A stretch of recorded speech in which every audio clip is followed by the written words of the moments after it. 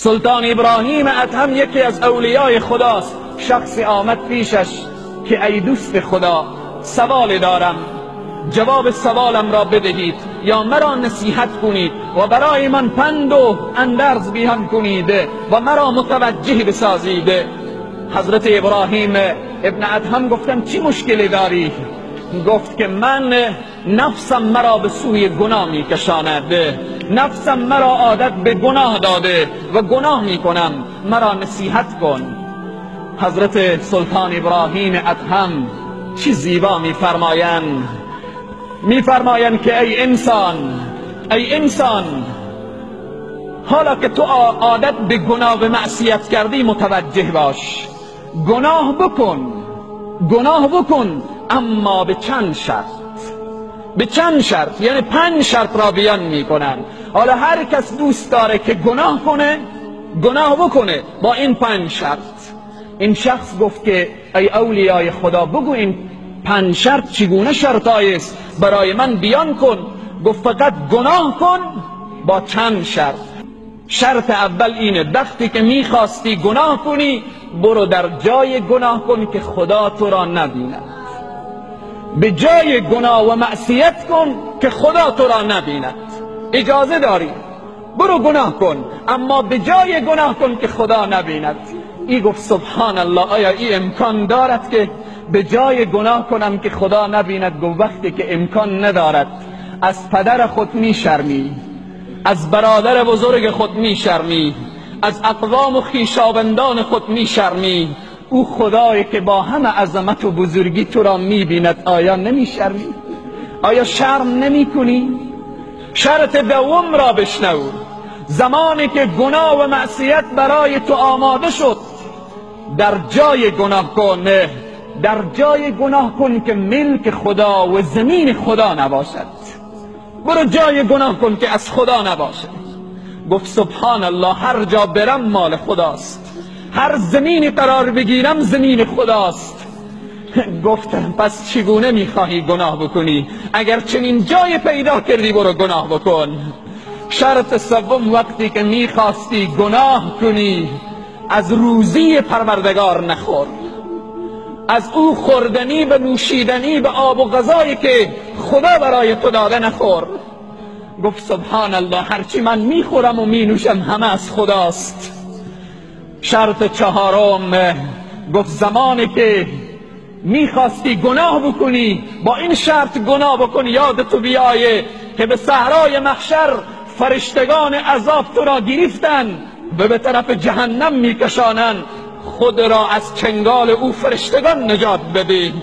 گفت سبحان الله، من طاقت و قوت و قدرت فرشتگان را دارم. گفت پس وقتی که قوت و قدرت فرشتگان را نداری چرا گناه میکنی؟ شرط پنجم، اگر گناه میکنی به چند شرط گناه کن. شرط پنجم این است وقتی که نامه اعمال تو را به صحرای محشر به دست تو دادن و برای تو گفتن که تو این گناه و معصیت را کردی، آنجا انکار بکن و بگو من نکردم.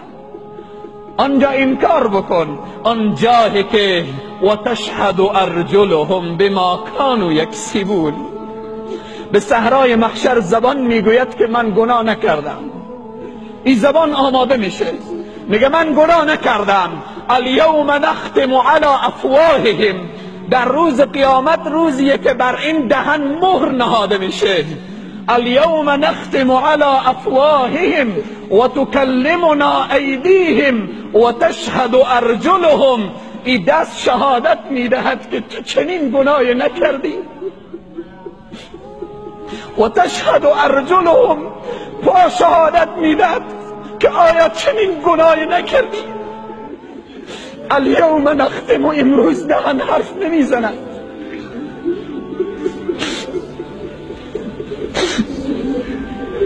اگر میتوانی در صحرای محشر انکار کنی بگی خدایا من گناه نکردم، امروز گناه کن. سروران عزیز و بزرگوار،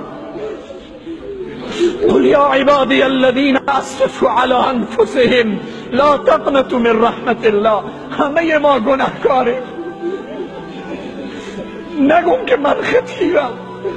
همه ما گناه و معصیت امروز جامعه ما، دکان ما، شهر ما، قلب ما، فامیل ما، تمام وجود ما را گرفته.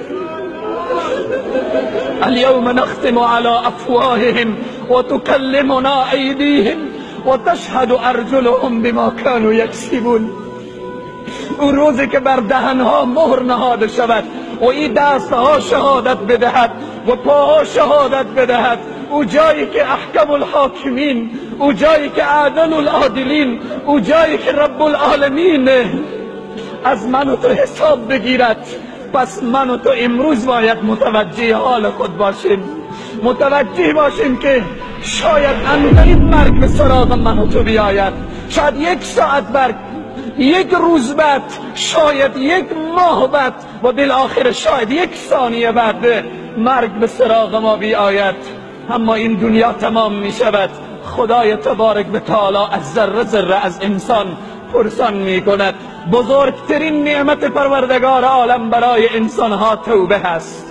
برای انسانها اینه که بگه یا الله ندانستم، مثل حضرت آدم بلند کنه دستان خود را بگه ربنا ظلمنا انفسنا و این لم تغفر لنا و ترحمنا لنکونن من الخاسرین. مثل حضرت موسی بگه ربی انی ظلمت نفسی فاغفر لی فغفر له.